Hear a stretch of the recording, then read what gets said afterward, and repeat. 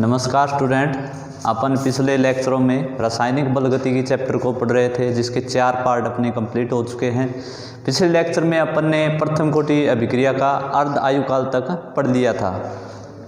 अब अपन प्रथम कोटि अभिक्रिया उसके लिए ग्राफ को पढ़ेंगे। तो प्रथम कोटि अभिक्रिया के लिए जो अपनी समाकलित वेग समीकरण क्या आई थी, समाकलित वेग समीकरण क्या आई थी अपनी, log a upon a minus x equal to k t upon 2.303। ये अपनी समाकलित वेग समीकरण आई थी। इसके लिए अपने को ग्राफ को बनाना है, तो थोड़ा सा समीकरण को इसको सोल्व करना पड़ेगा। ये अपना क्या है, log m अपॉन n, यदि इसको मान ले, यदि log m अपॉन इसको n मान ले, log m अपॉन n, तो इसको अपन क्या लिख सकते हैं, log m minus log n। ठीक है, लिख सकते हैं इसको लिख सकते हैं log m minus log n। ये लिखना है अपने को, log a minus log a minus x। ठीक है, और ये के टी अपॉन 2.303। अब अपन जो ग्राफ बनाएंगे वो टाइम टी और log a माइनस एक्स के बीच में बनाएंगे। जो टाइम टी है और log a माइनस एक्स, इसके बीच में ग्राफ अपने को बनाना है। तो मैं एक काम कर रहा हूँ, इसको लेफ्ट हैंड साइड से राइट हैंड साइड लेके जा रहा हूँ और उसको राइट से लेफ्ट लेके आ रहा हूँ। तो क्या बनेंगे अपने समीकरण, log a इधर आएगा तो क्या हो जाएगा, माइनस हो जाएगा, माइनस के टी अपॉन 2.303 इक्वल टू, ये माइनस इधर जाकर क्या हो जाएगा, प्लस हो जाएगा, log a माइनस एक्स। ठीक है, तो ये जो समीकरण है इसका अपने को ग्राफ बनाना है। तो ग्राफ बनाना है log a माइनस एक्स और t के बीच में। तो सबसे पहले समीकरण को यदि ग्राफ बनाए तो किस रूप में लेते हैं, y equal to M X plus C के रूप में लेते हैं, y equal to M X plus C के रूप में। तो इसको यदि मैं y मान लूँ तो ये क्या होगा, एम एक्स प्लस सी।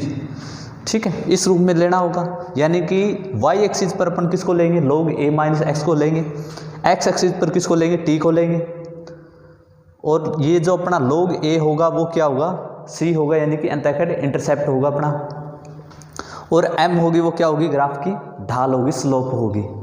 ठीक है, तो अपने को ग्राफ इसका बनाना है। ये समीकरण है, इसका ग्राफ बनाते हैं अपन।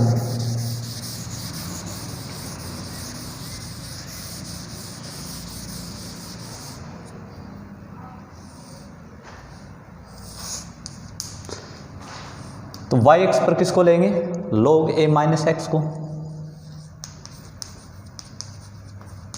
ठीक है, ये y एक्सिस पर हो गया। x एक्सिस पर अपन टाइम t को लेंगे। ठीक है, तो ग्राफ में क्या है, इंटरसेप्ट आ रहा है log a, अंतःखंड कितना अपना log a है, यानी कि ग्राफ log a इंटरसेप्ट से शुरू होगा, और जो ग्राफ की ढाल है वो क्या है, नेगेटिव है। ये तो x पर अपन ने t को ले लिया, और जो बच गया k माइनस के अपॉन 2.303, ये क्या होगी, ग्राफ की ढाल होगी, और वो क्या है, नेगेटिव है। तो यानी ग्राफ ऊपर की तरफ ना जाकर नीचे की तरफ आएगा ग्राफ, यानी ग्राफ यहाँ से कुछ अंतःखंड से शुरू होगा और वो नीचे की तरफ आएगा, कुछ इस तरह का ग्राफ आएगा।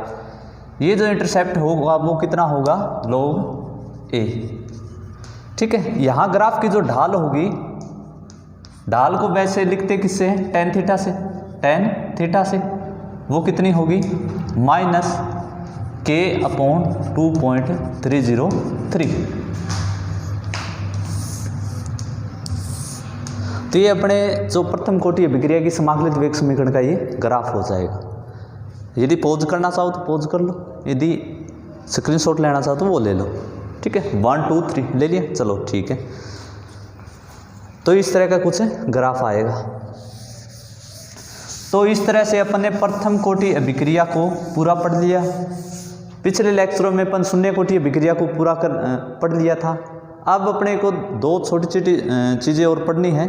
क्या है, 2 तो अपने को शून्य कोटि अभिक्रिया के एग्जाम्पल याद रखने हैं, और 2 प्रथम कोटि अभिक्रिया के एग्जाम्पल अपने बुक में दे रखे हैं, अपने को याद रखना पड़ेगा, हो सकता है एग्जाम में पूछ सकता है।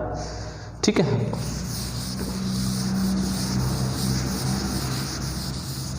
तो पहले मैं रख रहा हूं शून्य कोटि अभिक्रिया के उदाहरण, शून्य कोटि अभिक्रिया के एग्जाम्पल।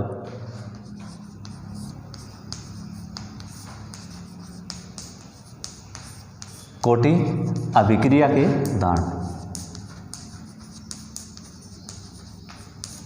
ठीक है, शून्य कोटि अभिक्रिया के उदाहरण की बात कर रहे हैं। तो एक चीज़ इनको याद रखने के लिए शून्य कोटि के लिए बिल्कुल सिंपल चीज़ ये है बेसिक, कि जो शून्य कोटि अभिक्रिया के लिए अपने अवकलित वेग समीकरण पढ़ी थी वो क्या आई थी अपनी, dx/dt इक्वल टू k आई थी अपनी, ये आई थी। तो क्या अपने अवकलित वेग समीकरण अभिकारक की सांद्रता पर डिपेंड कर रही है? नहीं कर रही, क्योंकि अभिकारक की सांद्रता है नहीं, वेग नियतांक है सीधा ही। जो अभिकारक ए की सांद्रता थी उसकी पावर कितनी ली थी अपन ने, 0 ली थी, तो यानी कि अभिकारक की सांद्रता पर डिपेंड नहीं करती। यानी कि शून्य कोटि की अभिक्रियाएं अभिकारक की सांद्रता पर डिपेंड नहीं करती। ये अभिक्रियाएं अन्य या तो कोई यौगिक होगा या कोई धातु होगा उसकी सतह पर संपन्न होती है, अन्य कोई यौगिक या उसकी सतह पर संपन्न होती है ये अभिक्रियाएं, ठीक है। तो शून्य कोटि की अभिक्रिया के दो एग्जाम्पल, पहला तो हो गया जल की सतह पर, जल की सतह पर प्रकाश की उपस्थिति में, प्रकाश की उपस्थिति में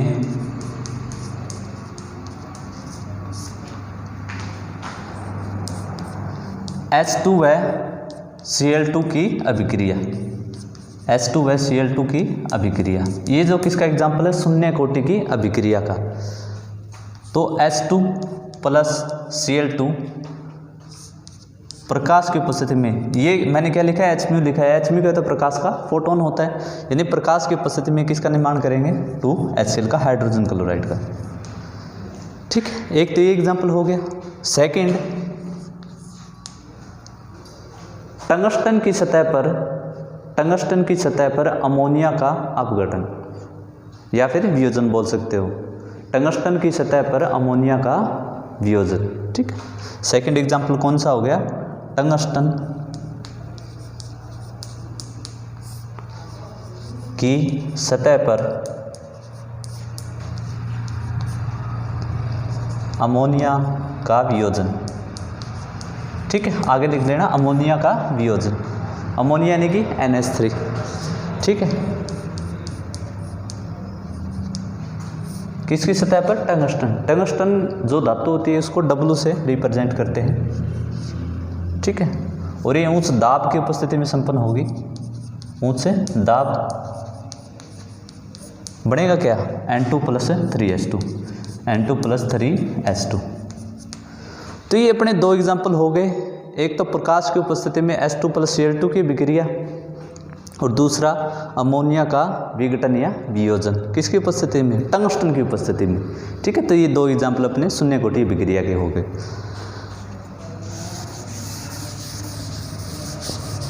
आगे दो एग्जाम्पल अपने को प्रथम कोटि विक्रिया के याद रखने हैं।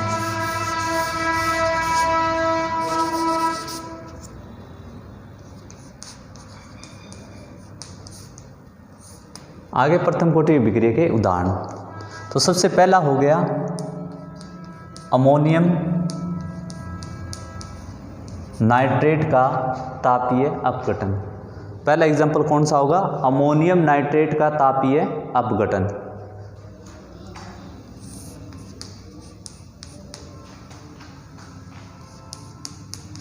N2 प्लस 2H2,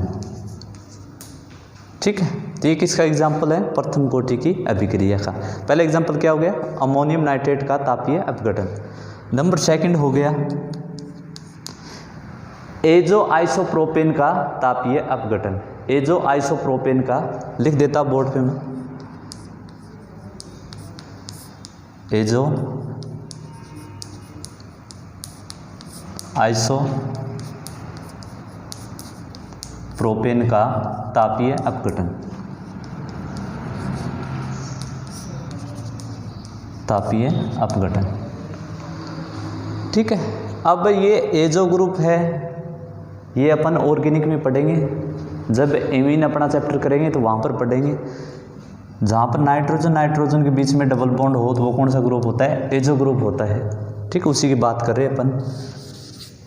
तो एजो आइसोप्रोपेन का तापीय अपघटन भी किसका एग्जाम्पल है, प्रथम कोटि की अभिक्रिया का। एजो आइसोप्रोपेन ही होता है CH3 twice CHN double bond N CH और CH3 ट्वाइस। ठीक, ये दो नाइट्रोजन के बीच में डबल बॉन्ड है, तो कौन सा ग्रुप है, एजो ग्रुप है। नाम क्या इसका, एजो आइसोप्रोपेन। इसका तापीय अपघटन है। ठीक है, तो आगे मेरे पास बोर्ड में जगह नहीं रही, मैं नीचे की तरफ लिख रहा हूँ इसको। बनेगा क्या, N2 प्लस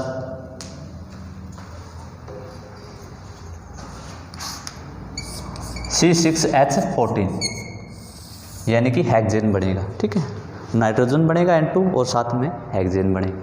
ठीक है, तो ये अपने दो एग्जाम्पल हो गए प्रथम कोटि की अभिक्रिया। ठीक है,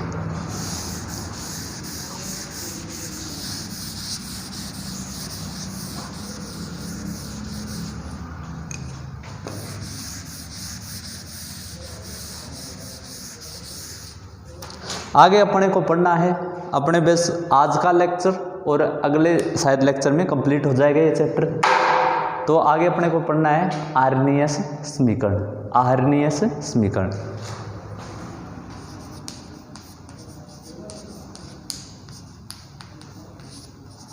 आर्हेनियस समीकरण।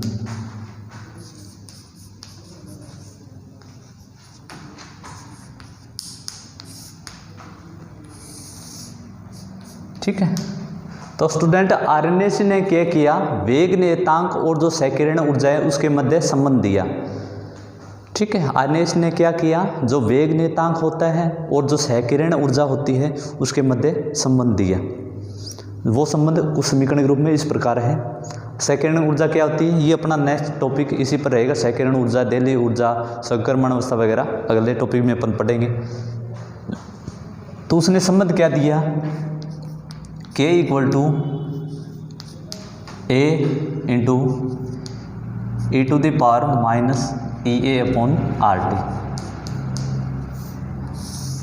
तो जो आर्हेनियस साइंटिस्ट था उसने वेग नियतांक K और जो एक्टिवेशन एनर्जी होती है संकीर्ण ऊर्जा उसके मध्य क्या रिलेशन दिया, K equal to A e to the power minus EA upon RT।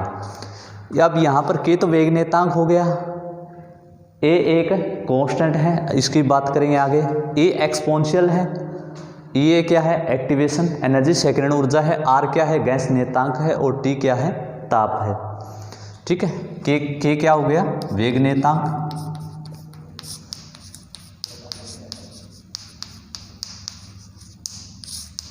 और जो A है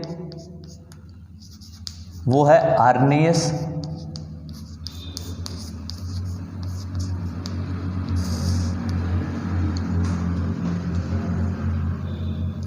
आर्हेनियस घटक या आवर्ती घटक। इसको क्या बोलते हैं, एक आर्हेनियस घटक या फिर आवर्ती घटक, आवर्ती घटक। अब ये A रिप्रेजेंट किसको करता है, जो A है वो विलियन में प्रति सेकंड होने वाली टक्करों को प्रदर्शित करता है। A क्या करता है, किसी भी विलियन में प्रति सेकंड होने वाली टक्करों को प्रदर्शित करता है। ठीक है, ये क्या है, संकीर्ण ऊर्जा, एक्टिवेशन एनर्जी, संकीर्ण ऊर्जा। ठीक है, और जो R क्या है, गैस नियतांक है। मान कितना होता है इसका, 8.314 जूल पर केल्विन पर मोल, जूल पर केल्विन पर मोल। ठीक है, और T क्या है, टेम्परेचर है, ताप है। तो ये जो रिलेशन है वो किसने दिया, आर्हेनियस दिया। आर्हेनियस की इक्वेशन क्या है, K equal to A e to the power minus EA upon RT। ठीक है, इसको उतार लो थोड़ा सा।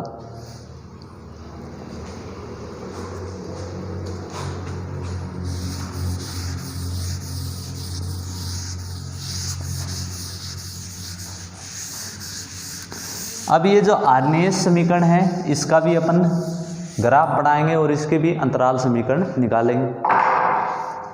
तो अपनी क्या थी equation, K equal to A e to the power minus E A upon R T. अब मैं क्या कर रहा हूँ, दोनों तरफ सामान्य लघुगणक ले रहा हूँ, नॉर्मल लॉग, ठीक है, नॉर्मल लॉग, नेचुरल लॉग, ठीक है, नेचुरल लॉग ले रहा हूँ, लॉग नहीं ले रहा, नेचुरल लॉग ले रहा हूँ। ये नेचुरल लॉग बताया था पिछले लेक्चर में क्या होता है, ln होता है, और जो लॉग होता है वो लॉग होता है, ठीक है। इसमें बेस क्या होता है, e होता है, और इसमें बेस कितना होता है, 10 होता है, ठीक है। तो मैं क्या कर रहा हूँ, दोनों समीकरण में, इसको समीकरण नंबर 1 दे देते हैं। समीकरण 1 में दोनों तरफ सामान्य लघुगणक लेने पर, समीकरण 1 में दोनों तरफ सामान्य लघुगणक लेने पर, सामान्य लघुगणक लेंगे तो क्या होगा, ये हो जाएगा ln k equal to ln into में a e to the power minus E A upon R T, ठीक है, ये हो गया। अब इसको यदि मैं x मान लूँ या फिर m मान लूँ, इसको n मान लूँ, तो जो ln m गुणा n क्या होता है, ln m plus ln n होता है, ठीक है। तो इसको अपन क्या लिख सकते हैं, ln k equal to ln a plus ln e to the power minus E A upon R T, ठीक है। और जो ln e बेस e या फिर log e बेस e की प्रॉपर्टी क्या होती है, वो 1 होता है। जो पावर है, जो पावर वो आगे की तरफ आ जाएगी। ये मैथ वाले अच्छी तरह जानते होंगे, बाय वाला थोड़ा ध्यान रख लेना। ln e बेस e या फिर log e बेस e का मान कितना होगा, 1 होगा, और ये जो पावर ग्रुप में वो आगे की तरफ है आ जाएगा, ठीक। ये log या ln की प्रॉपर्टी होती है। तो आगे इसको अपन क्या लिख सकते हैं, ln k equal to ln a, अब ये आगे की तरफ आएगा तो माइनस आगे sign, minus E upon R T, इसका मान कितना हो जाएगा, 1 हो जाएगा, तो ये हो जाएगा minus E upon R T. अब इस नेचुरल लॉग को लॉग में कन्वर्ट करेंगे, किससे गुणा करें, 2.303, तो ये जो है ये क्या हो जाएगा, 2.303 लॉग के, ये 2.303 लॉग ए, ठीक है, 2.303 log k equal to 2.303 log A minus E A upon R T, ठीक है, ये अपने पास आ गया। तो अब मैं क्या कर रहा हूँ, पूरी समीकरण में 2.303 का डिवाइडेशन कर रहा हूँ, भाग लगा रहा हूँ, 2.303 का डिवाइडेशन कर रहा हूँ। तो अपने पास क्या आ जाएगा, log k equal to log a minus, इसमें यदि डिवाइडेशन 2.303 का करेगा तो ये कैंसिल आउट हो जाएगा, ये भी कैंसिल आउट हो जाएगा, इसमें भाग लग जाएगा, तो ये e अपॉन 2.303 r और t। तो ये RNS की ये जो इक्वेशन आई है, इसको देते हैं समीकरण नंबर 2, और इसी का अपने को ग्राफ प्लॉट करना है, इसी का ग्राफ प्लॉट अपने को करना है।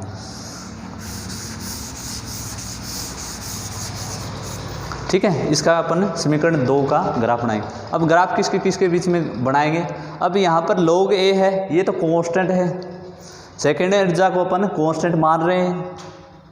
ये जो r है वो गैस नियतांक, ये भी कांस्टेंट 2.30, ये कांस्टेंट नहीं है इसके बीच में, और जो वेग नियतांक है इसके बीच में, इन दोनों के बीच में अपने को ग्राफ बनाना है। तो यदि मैं ग्राफ बनाना तो किस फॉर्म में लूँगा मैं इसको, y equal to mx plus c, तो c ये हो गया log a, c यहाँ पर क्या है log a, यानी कि अंतःखंड इंटरसेप्ट कितना है, log a है, और जो m है वो ग्राफ की ढाल है, वो कितनी है, माइनस ई ए अपॉन 2.303, ये ग्राफ की ढाल होगी, और 1/t, ठीक है। तो ग्राफ किसके बीच में बनाना, 1/t और log k के बीच में, तो ये ग्राफ बनेगा अपना।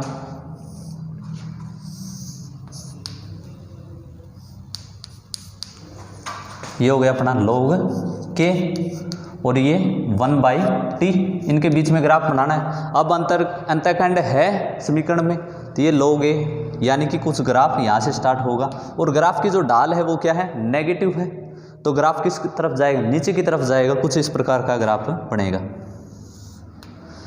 ठीक है। और जो ग्राफ की ढाल आएगी किसके इक्वल होती है, tan थीटा के, इक्वल टू किसके आएगी, माइनस EA/2.303 और R। ये ग्राफ की जो ढाल है वो किसके इक्वल होगी, माइनस EA/2.303 R।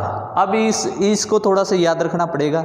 यदि अपने को क्वेश्चन दे दे और उस क्वेश्चन में ग्राफ की ढाल दे तो अपन इसे एक्टिवेशन एनर्जी निकाल सकते हैं, क्योंकि ये जो R है उसका मान फिक्स होता है 8.314। इसका मान अपने को दे देगा तो यहाँ पे से सेकंड ऊर्जा निकाल सकते हैं, या फिर सेकंड ऊर्जा का मान दिया तो अपन ग्राफ की ढाल निकाल सकते हैं। तो इसको थोड़ा सा याद रखना पड़ेगा अपने को, ठीक है। तो इसको उतार लो, ठीक, उतार लिया 1 2 3, चलो ठीक है, आगे उतार लिया इन्होंने, चलो ठीक है। तो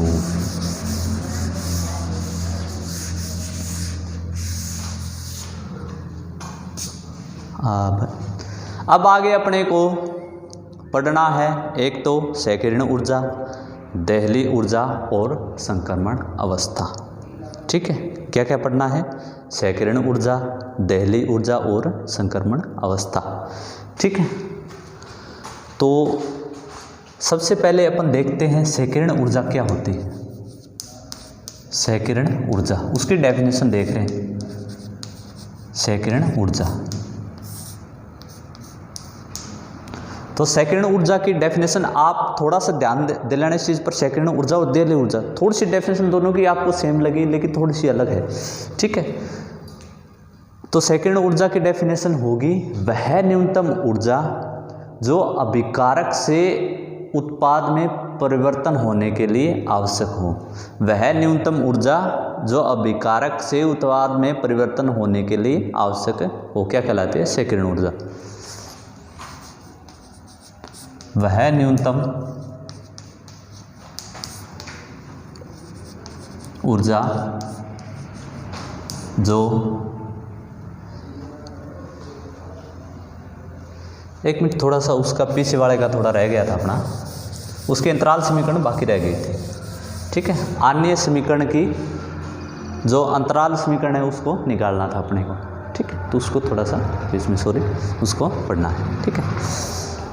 तो अपने क्या आई थी समीकरण आण्विक की, log K equal to log A minus EA/2.303 R और T, ठीक है। तो मैं यहाँ पर ये मान रहा हूँ कि टेम्परेचर जो माना T1 ताप पर वेग नियतांक,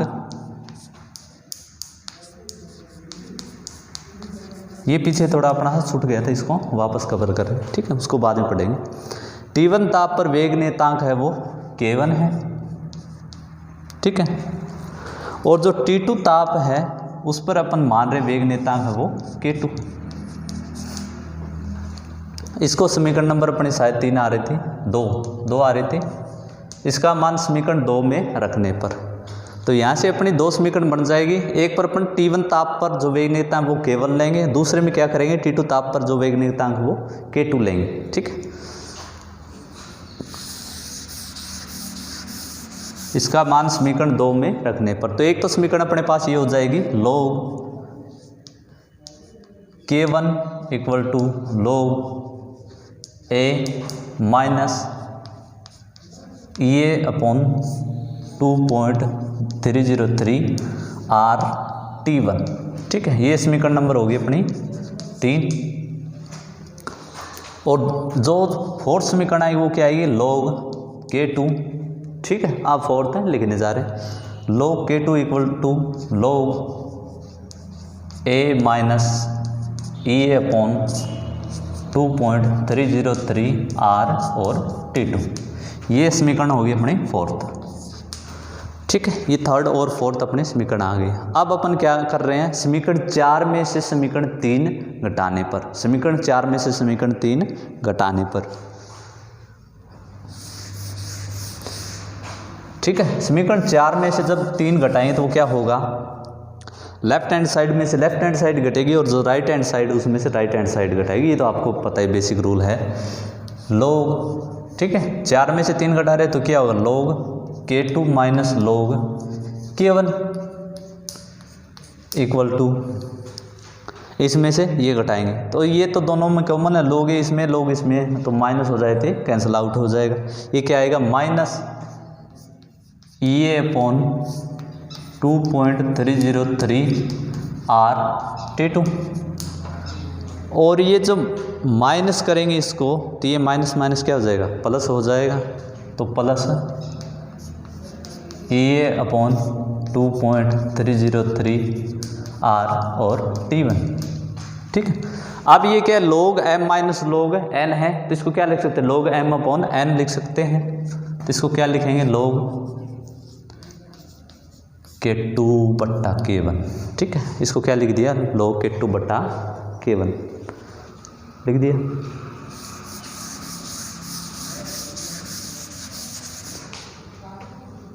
इक्वल टू, अब इसमें से देखो क्या कुछ कॉमन आ रहा है, बिल्कुल आ रहा है। क्या आ रहा है, E/2.303 R है, ये दोनों में कॉमन है तो इसको कॉमन ही निकाल लेते हैं। ठीक है, तो ये कॉमन आ गया E/2.303 R। ठीक है, अब अंदर क्या रह गया, प्लस का तो 1/T1 ये प्लस का है और माइनस का ये माइनस का है 1/T2। ठीक है, अब दोनों का एलसीएम क्या आ जाएगा, T1 क्रॉस T2 आ जाएगा। ठीक है, तो ये लास्ट में जो अपनी अंतराल समीकरण आएगी वो क्या आएगी, log K2 बटा K1 equal to E/2.303 R T1 T2। ठीक है, और T2 माइनस है T। ठीक है, एलसीएम लिया है तो इसकी इधर गुणा होगी, इसकी इधर होगी। ठीक, बेसिक सी बात है। तो ये अपनी जो आर्य समीकरण है उसकी अंतराल समीकरण आ गए। ठीक है, यानी कि अपने को यदि टेम्परेचर का डिफरेंस दिया हो और जो वेग नेता का उसका अनुपात दिया हो तो अपन एक्टिवेशन एनर्जी निकाल सकते हैं। ठीक है, या फिर दोनों अपने को टेम्परेचर दिए हो, इतना बढ़ रहा है इतना घट रहा है, तो अपन इसका अनुपात निकाल सकते हैं एक्टिवेशन एनर्जी यदि दी हो। अब यहाँ से एक चीज़ जो अपन ने वेग नेताओं को प्रभावित करने वाले कारक पढ़े थे, वेग नेता को प्रभावित करने वाले कारक पढ़े थे, तो उसमें एक चीज़ अपन ने अगर याद हो तो अपन ने लिखी थी, यदि टेम्परेचर को 10 डिग्री सेल्सियस बढ़ाया जाए तो वेग नेतांक 2 से 3 गुना बढ़ जाता है, यानी अभिक्रिया का वेग 2 से 3 गुना बढ़ जाता है, ये बात लिखी थी। अब यहाँ से यदि अपन 10 डिग्री सेल्सियस बढ़ाएंगे तो इसका कितना आएगा, 10 आएगा मान। इसको अपन जो भी अपन मानना चाहे वो मान सकते हैं। जैसे कि इसको मान लिया अपन ने T1 तो अपना है 20 डिग्री सेल्सियस और T2 को मान लिया अपन ने 30 डिग्री सेल्सियस। तो दोनों को अगर मान रखेंगे तो इसका जो अनुपात है वो 2 से 3 आएगा, यानी कि अपना प्रूव हो जाएगा, यानी विक्रिया का वेग कितना बढ़ जाएगा, 2 से 3 गुना। ठीक है, वो चीज़ अपन ने यहाँ से उठाई थी, वहाँ पर आपको शायद बताया भी था, ये चीज़ आगे भी आएगी अपने। ठीक है, तो ये अपनी अंतराल समीकरण हो गई। ठीक है, अब डाल लो वो हेडिंग, संकीर्ण ऊर्जा, दैलीय ऊर्जा और अपनी संक्रमण अवस्था। ठीक है,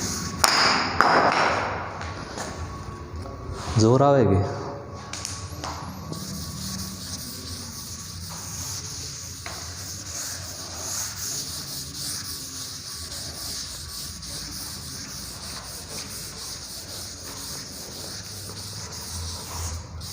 ठीक है, तो सबसे पहले अपन क्या पढ़ रहे थे, संकीर्ण ऊर्जा,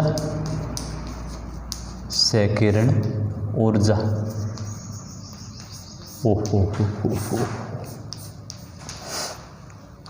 संकीर्ण ऊर्जा की डेफिनेशन क्या रहेगी, वह न्यूनतम ऊर्जा जो अभिकारक से उत्पाद में परिवर्तन होने के लिए आवश्यक हो। वह न्यूनतम ऊर्जा जो अभिकारक से उत्पाद में परिवर्तन होने के लिए आवश्यक हो, क्या कहलाती है, संकीर्ण ऊर्जा कहलाती है। ठीक है, ये तो डेफिनेशन होगी सेकंड ऊर्जा की। वह न्यूनतम ऊर्जा जो विकारक से उत्पाद में परिवर्तन होने के लिए आवश्यक क्या कहलाती है, सेकंड ऊर्जा कहलाती है। ठीक है, अब दूसरी है देहली ऊर्जा। देहली ऊर्जा, ठीक है, सेकंड ऊर्जा के लिए इसमें बोले तो एक्टिवेशन एनर्जी ई से इसको रिप्रेजेंट करते हैं, ई से।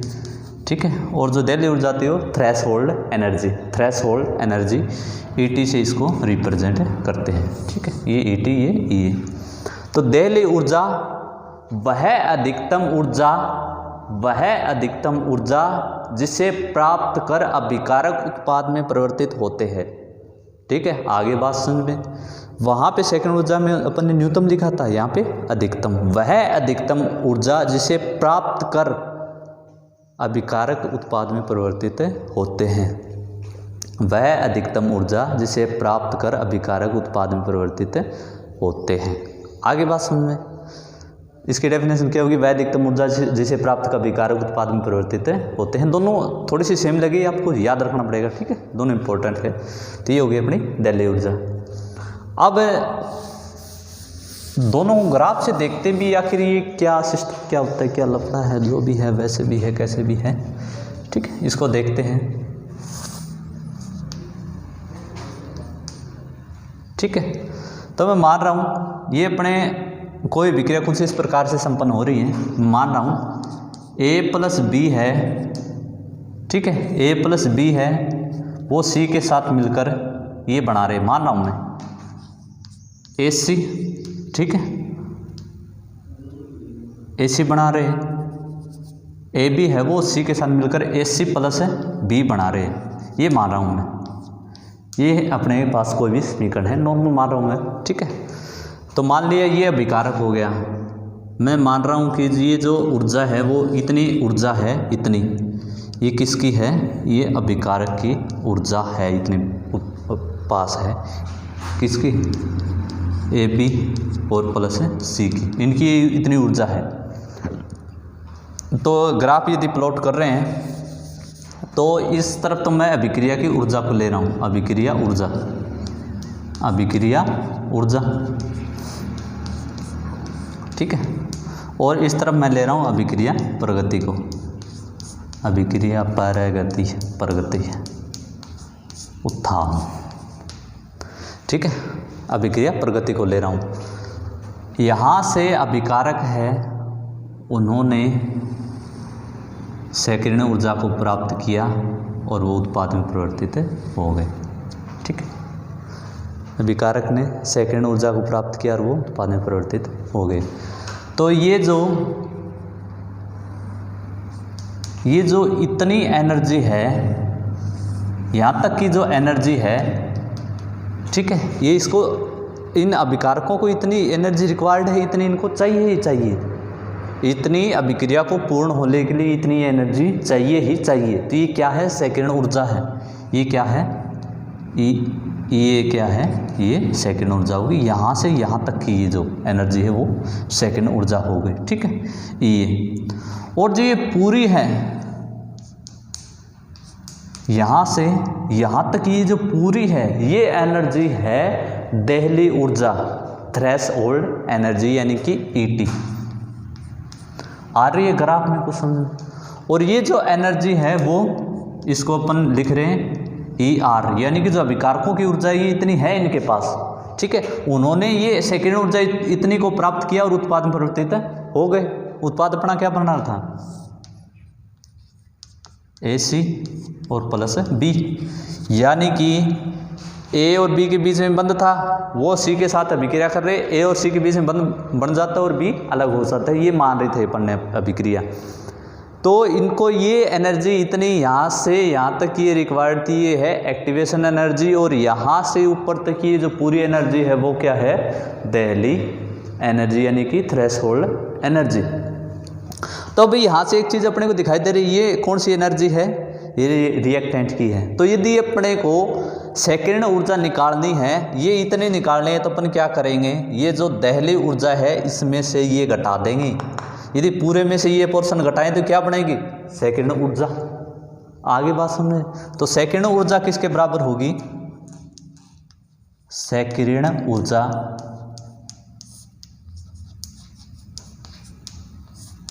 ठीक है। सेकंड ऊर्जा किसके इक्वल होगी, देहली ऊर्जा, देहली ऊर्जा माइनस अभिकारक ऊर्जा, माइनस अभिकारक ऊर्जा, अभिक्रिया नहीं है, अभिकारक ऊर्जा, ठीक है, अभिकारक लिख देना इसको। सेकंड ऊर्जा इक्वल टू देहली ऊर्जा माइनस अभिकारक ऊर्जा, यानी कि ई ए इक्वल टू क्या होती है, E T minus E R. ये रिलेशन अपने को याद रखना, कई बार एग्जाम में पूछा क्या जाएगा आपसे, जो सेकंड ऊर्जा और देहली ऊर्जा उसमें क्या रिलेशन होता है। तो जो सेकंड ऊर्जा किसके इक्वल होती है, देहली ऊर्जा माइनस अभिकारक ऊर्जा, ठीक है, ये हो गई। अब एक थोड़ी सी और बात देखनी है अपने को, संक्रमण अवस्था की, ट्रांजिशन स्टेट की। तो ट्रांजिशन स्टेट है, संक्रमण अवस्था होती है, वो अस्थायी अवस्था होती है क्षण भर के लिए। संक्रमण अवस्था अस्थायी अवस्था होती है क्षण भर के लिए।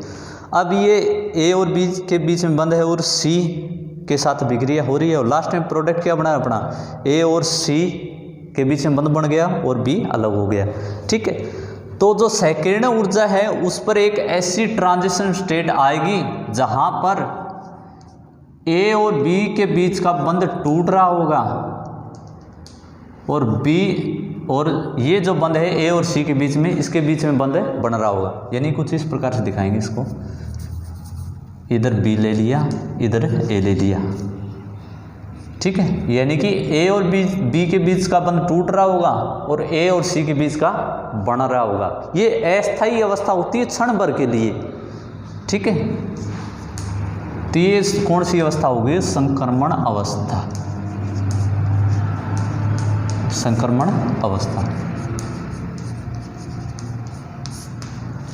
ठीक है स्टूडेंट। तो अपन ने इसमें क्या पढ़ा, सेकंड ऊर्जा, देहली ऊर्जा और संक्रमण अवस्था तीनों को पढ़ लिया। अपना जो लेक्चर रहेगा वो अपने को थोड़े बहुत छोटे छोटे 2-3 टॉपिक बचे हैं, उसको पढ़ना है। इसके बाद अपना चैप्टर कंप्लीट हो जाएगा। तब तक के लिए टेक केयर।